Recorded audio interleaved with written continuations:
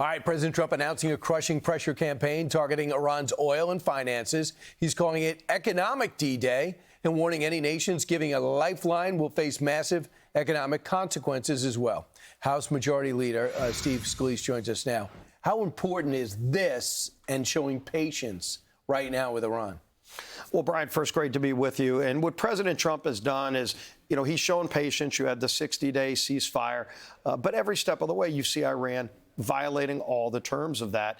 And so what President Trump is saying is, don't mistake patience for weakness. We are going to hit you, both Iran, their economy, their military has been decimated by President Trump's action.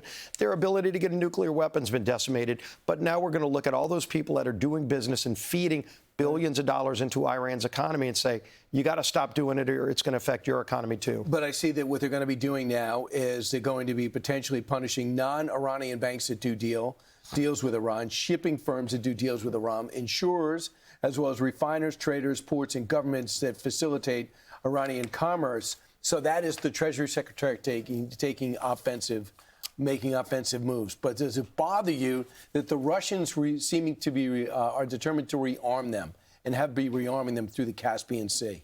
Yeah, and I mean, look, we've got our own problems with Russia. Russia's got its own problems internally. I mean, Ukraine is making a really strong stand right now against Russia. They're hitting a lot more facilities. I hope they keep doing that, by the way. But Russia's on their knees. You don't want to see them getting involved in Iran, but Russia's exposed their weaknesses as well. So we got gas up $1 where it was roughly from a year ago. If you get that gas price going in the right direction, it could really result in your fortunes changing for the better on midterms. I know you talk to the president quite often. Is there a plan in place if the economic sanctions are taking too long to hit him again?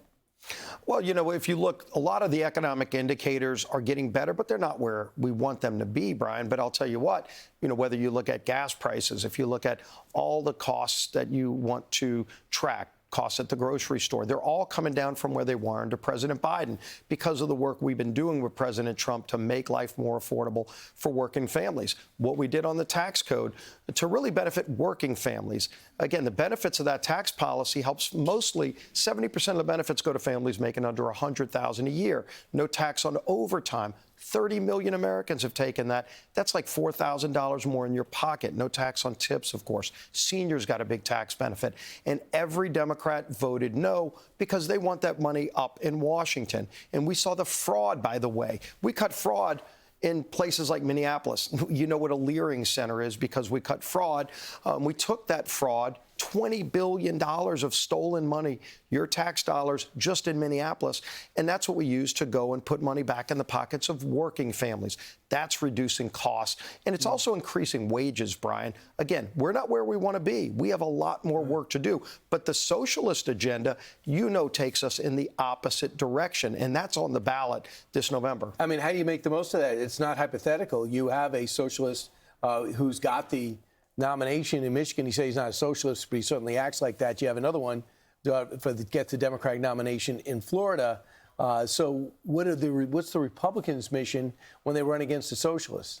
Well, look, the choice is really clear November 3rd. It is common sense versus crazy. I was in Michigan last week campaigning with a number of our candidates, my colleague and dear friend John James, who's running for governor. You got Mike Rogers, who's leading right now against al-Sayed, who's their Senate candidate, who's a socialist as well, really to the left. He's running to the left of some of the DSA candidates in his socialist agenda.